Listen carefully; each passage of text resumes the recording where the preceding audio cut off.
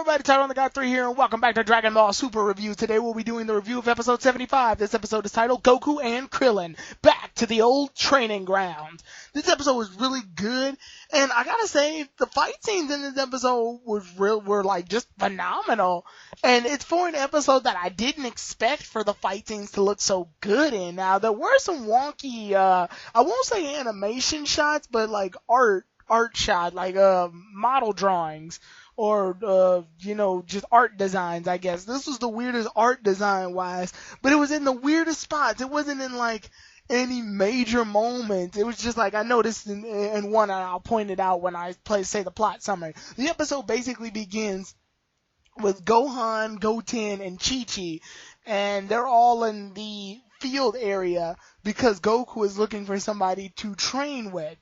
And yeah, he obviously needs someone to train with, so, because that's how Goku gets entertained. He's bored. Plus, Chi-Chi was like, this is good. It can kill two birds with one stone. He can train and plow the fields at the exact same time using his energy blast and things like that. So I'm actually glad that Chi-Chi's getting more used to Goku just using his powers in order to solve a lot of these problems rather than just doing it the old manual labor way. Because I know in the past, Chi-Chi was all like, oh, yeah, you could fly everywhere, but it's sometimes good to just, learn how to drive and stuff like that. So when that took place, it was good to see that. And then it was also good to see, now this is a callback if you watch Dragon Ball Z, and it's a stretch. I'm pretty sure they weren't thinking about it, but I saw this as a callback. When Gohan was basically making like a reason for not wanting to train with Goku, because Gohan just doesn't fight for real anymore, which is a complete contradiction to what's going to happen soon, but I'll say my thoughts on those. Anyway, when he made that, Chi-Chi got angry, and when Chi-Chi got angry, her aura just bursted into this red flame. She had that red aura. It's the same red aura she had in the Garlic Jr. saga when she got mad at Marin. Not Krillin's daughter, I mean Marin as in Krillin's ex-girlfriend. Chi-Chi got mad at Marin, and she like powered up, kind of like the Kaioken. I thought it was kind of cool that she was able to do that. But and he's saying this is the second time she's done it. So then Gohan goes in and turns into Great Saiyaman to get into the fighting spirit, I guess, which is kind of weird, but hey, he did it. And he fights off against Goku, and the two's fight actually looked really good. Like, damn, like the fight looks really impressive. It's short, but it looks so good. And the one art style that I thought was kind of weird, the one, like, I guess Goku was just off model awkwardly. When they were, like, done with their little tussle, Goku was standing in the middle, and he's like, yeah, good job, Great Saiyaman. And Goku just looks funny. Like, the artwork on him looks so off. It's just, ugh. Anyway, they went overboard, so now Goku needs to find a new place to train. And he asked everybody, and when he asked everybody, they just sort of, give him the cold shoulder, or they just can't because they're too busy. Even Vegeta is just like, no. And he basically just stares at him. And I like how they said that. And it says Chi-Chi's like, Vegeta and Bulma must have gotten into an argument. I think this has something to do with Bulma becoming pregnant, too. So that may be a thing. Because, yeah, Bra is confirmed to be making an appearance. Well, not an appearance, but Bulma's showing to be pregnant soon. So that is a thing.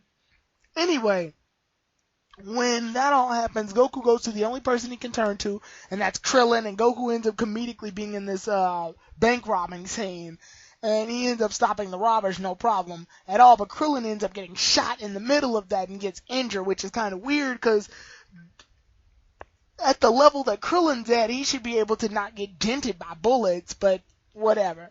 Anyway, we go to Krillin's house, and Android 18 actually points out the exact same thing I just said.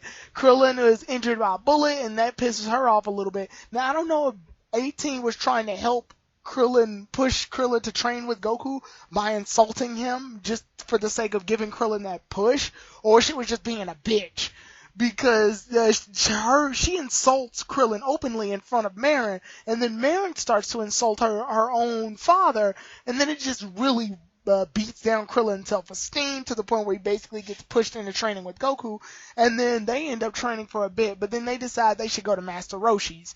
Now, when they do that, their first segment of training is for Goku to wear this, like, turtle outfit, because he needs to get held back a little bit.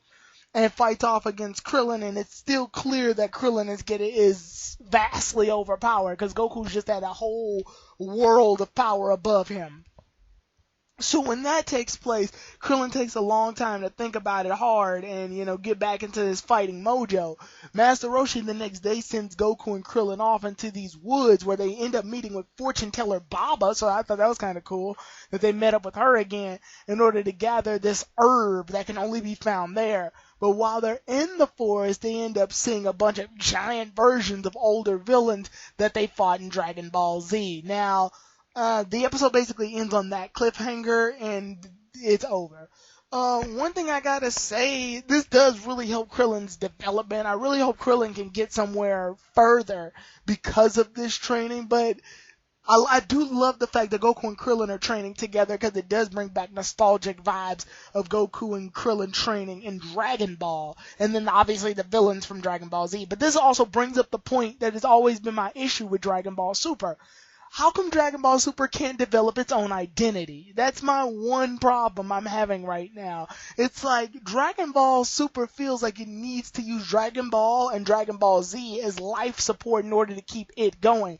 Outside of Beerus and Whis, I think they haven't come up with anything original at all for real. Okay, and maybe Hit. But then again, the whole Universe 6 saga is basically just copying off Dragon Ball Z's Otherworld Tournament filler arc. It's just, the Otherworld Tournament filler arc was just shorter. That's it.